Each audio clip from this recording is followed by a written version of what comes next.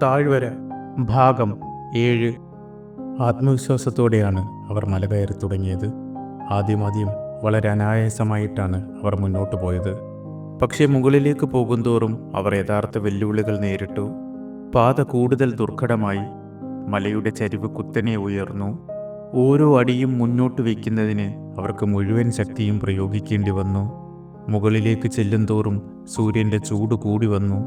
അതവരുടെ ശരീരത്തിലും കാലുകളിലും പൊള്ളലേൽപ്പിച്ചു. ഇടയ്ക്ക് വീശുന്ന ചൂടുള്ള കാറ്റിൽ അവർ ഉരുകി ഒലിച്ചു.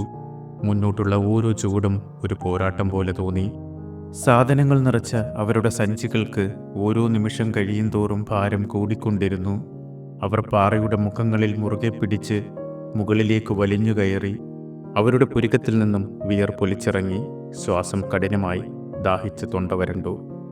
ദാഹം കൂടിയപ്പോൾ അവർ നിന്നു. കയ്യിൽ കരുതിയിരുന്ന വെള്ളത്തിൽ നിന്നും കുറച്ചു കുടിച്ചു. അവരുടെ ദാഹം ശമിപ്പിക്കാൻ കയ്യിലുള്ള മുഴുവൻ വെള്ളവും മതിയാകുമായിരുന്നില്ല. പക്ഷെ അതിൻ്റെ വില അറിയാവുന്ന അവർ ബാക്കി വെള്ളം മുന്നോട്ടുള്ള യാത്രയുടെ കരുതലായി കയ്യിൽ കരുതി. അവർ വീണ്ടും നടന്നു തുടങ്ങി. മുകളിലേക്ക് കയറുന്തോറും മലയിടുക്കുകളിൽ കുളങ്ങൾ പോലെയുള്ള ചെറിയ കുഴികൾ കണ്ടു. പക്ഷെ അവയെല്ലാം ഉണങ്ങി വരണ്ടവയായിരുന്നു.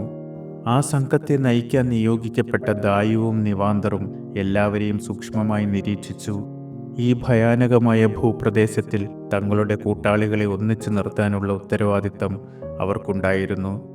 അവർ ആരും പിന്നോക്കം പോകുന്നില്ലെന്നുറപ്പാക്കി. ഉച്ചയോടെ അവർ മലയുടെ ഒരു നിരപ്പായ ഭാഗത്തെത്തി. അപ്പോഴേക്കും അവരുടെ ശരീരം ക്ഷീണം കൊണ്ട് വേദനിക്കുന്നുണ്ടായിരുന്നു. അവർക്ക് വയലുകളിൽ ക്ഷീണമില്ലാതെ എത്ര നേരം വേണമെങ്കിലും പണിയെടുക്കാൻ കഴിയുമായിരുന്നു. എന്നാൽ മലകയറ്റം അവർക്ക് പരിചിതമില്ലാത്ത കാര്യമാണ്. നമുക്കിവിടെ കുറച്ച് വിശ്രമിക്കാം, പെലരു നിർദ്ദേശിച്ചു. എനിക്കിനി ഒരടി പോലും മുന്നോട്ട് നടക്കാൻ കഴിയില്ല. അതും പറഞ്ഞുകൊണ്ട് സവിത്രാൽ അടുത്തു കണ്ട ഒരു പാറയിലേക്ക് ചാഞ്ഞു. അവൻ്റെ ശരീരം കഷ്ടിച്ച് നിവർന്നു നിൽക്കാൻ കഴിയുന്ന വിധത്തിലായിരുന്നു. ബാക്കിയുള്ളവർ ഒന്നും പറഞ്ഞില്ല. എന്നാൽ അവരുടെ അവസ്ഥയും അതുതന്നെയായിരുന്നു. ഓരോരുത്തരായി അടുത്ത് കണ്ട പാറകളിൽ ഇരിക്കാൻ തുടങ്ങി.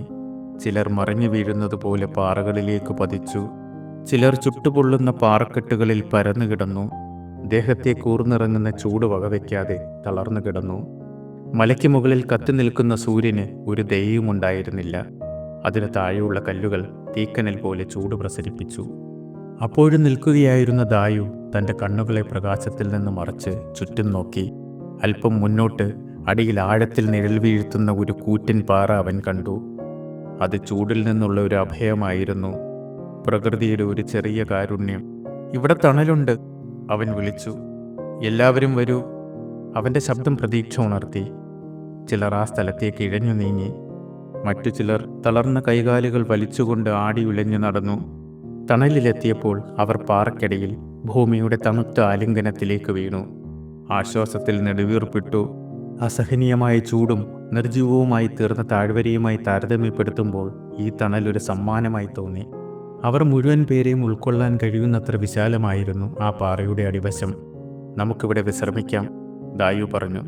വെയിൽ മാറിയ ശേഷം യാത്ര തുടരാം. അവർ നിശബ്ദരായി അവിടെ കിടന്നു. എല്ലാവർക്കും വിശക്കുന്നുണ്ടായിരുന്നു. പക്ഷെ ആ സമയം വിശപ്പിനേക്കാൾ കൂടുതൽ അവർക്ക് വിശ്രമമായിരുന്നു ആവശ്യം. എല്ലാവരും ഉറക്കത്തിലേക്ക് വഴുതി വീണു. സമയം കടന്നുപോയി. മയക്കത്തിൽ നിന്ന് ആദ്യം ഉണർന്നത് നലൂകയായിരുന്നു. ചൂട് കുറഞ്ഞു തുടങ്ങിയിരിക്കുന്നു. സൂര്യൻ ആകാശത്ത് സ്വർണവർണ്ണങ്ങൾ വിതറി. വൈകുന്നേരമായിരിക്കുന്നു. അവന് നന്നായി വിശക്കുന്നുണ്ട്. അവൻ എഴുന്നേറ്റിരുന്ന് ചുറ്റും നോക്കി. അവൻ്റെ കൂട്ടാളികൾ അപ്പോഴും ഉറങ്ങുകയായിരുന്നു. അടുത്തു കിടന്നവരെ അയാൾ വിളിച്ചുണർത്തി. എഴുന്നേക്ക്, നമുക്ക് ഭക്ഷണം കഴിക്കാം. മയക്കത്തിൽ നിന്നും അവരോരോരുത്തരായി കണ്ണു തുറന്നു. അവർ ഭക്ഷണപ്പൊതി അഴിച്ച് അതിൽ കരുതിയിരുന്ന റൊട്ടിയിൽ നിന്ന് കുറച്ചെടുത്ത് കഴിക്കുവാൻ തുടങ്ങി. വിശപ്പും ക്ഷീണവും മാറിയതോടെ അവർക്ക് ഒരു പുതു ഊർജം വന്നു.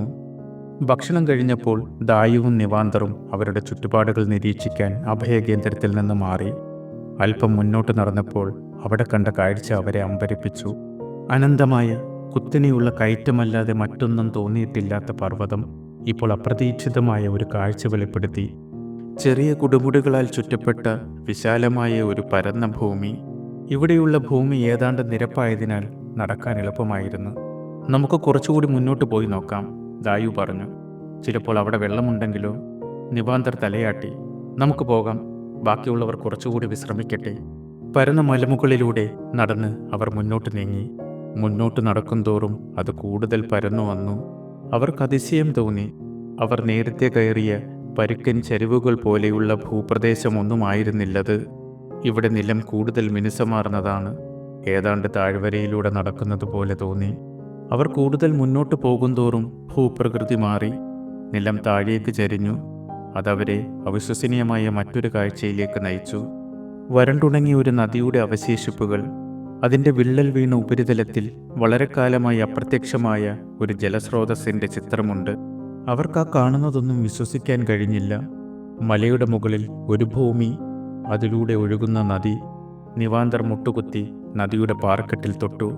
അവിടുത്തെ കല്ലുകൾ മിനുസമാർന്നവയായിരുന്നു. ഒരിക്കൽ ഒഴുകിയിരുന്ന ഒരു നദിയുടെ അവ്യക്തമായ അടയാളം. വിരലുകൾക്കിടയിലൂടെ ഉരുട്ടിക്കൊണ്ട് അവനൊരു കല്ലെടുത്തു.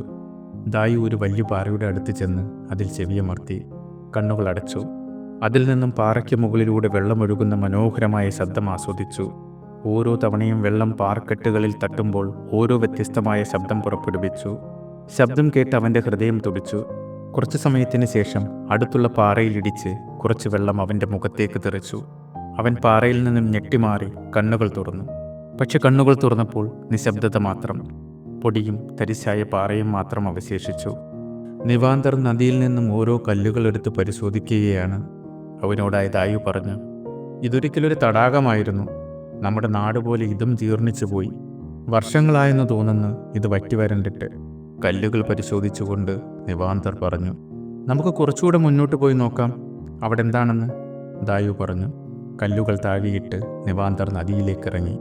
ഉണങ്ങിയ നദീതടത്തിലൂടെ അവർ മുന്നോട്ട് നടന്നു.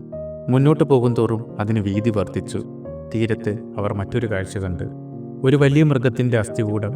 ഒരിക്കൽ ഈ നദിയിൽ വെള്ളം തേടി അലഞ്ഞ ഏതെങ്കിലും ഒരു ജീവിയുടെ അവശിഷ്ടങ്ങളാകാം. സൂര്യൻ വെളുപ്പിച്ച അതിൻ്റെ അസ്ഥികൾ ഭൂതകാലത്തിൻ്റെ ഭയാനകമായ ഓർമ്മപ്പെടുത്തലായി നിന്നു.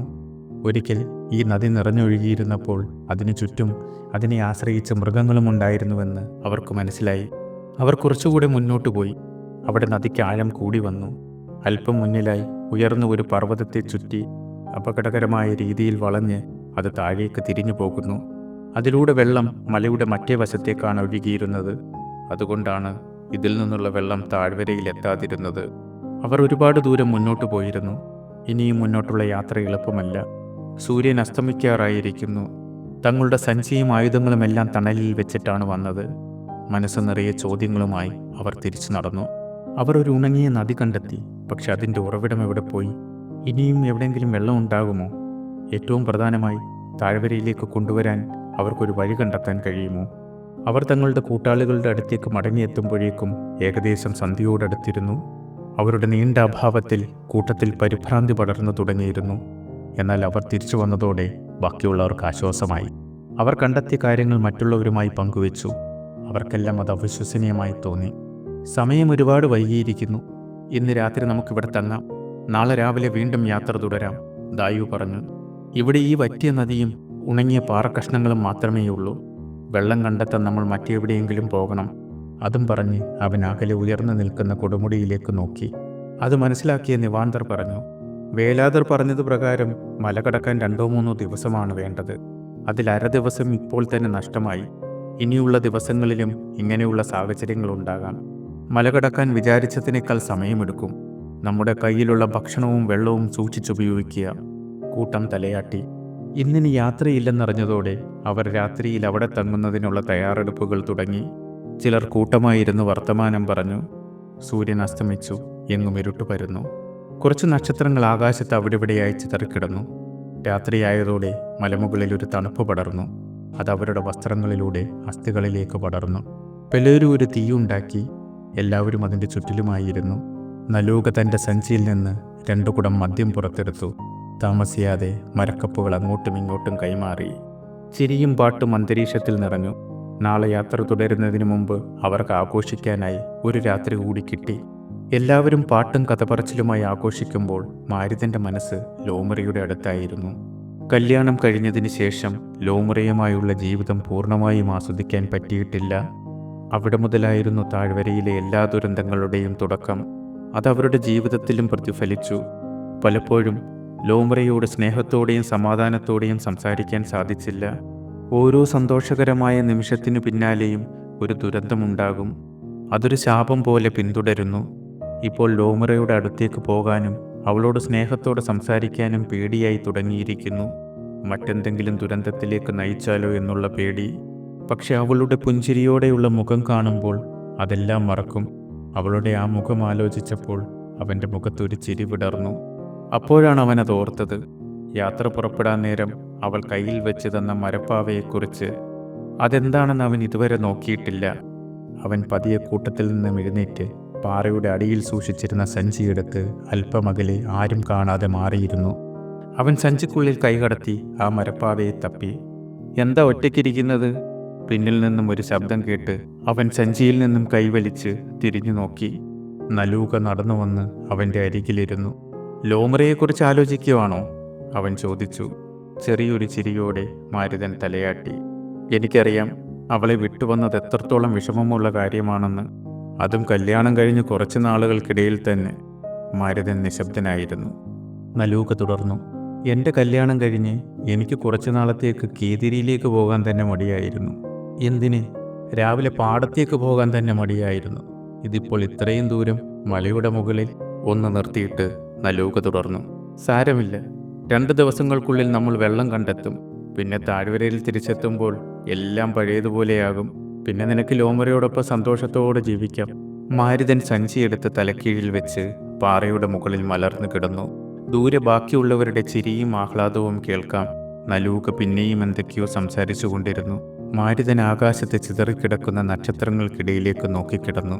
അവയെല്ലാം കൂടി ചേർന്ന് ആകാശത്ത് ലോമറയുടെ ഒരു ചിരിക്കുന്ന മുഖം വരച്ചു. അതും നോക്കിക്കിടന്ന് അവൻ ഉറക്കത്തിലേക്ക് വഴുതി വീണു.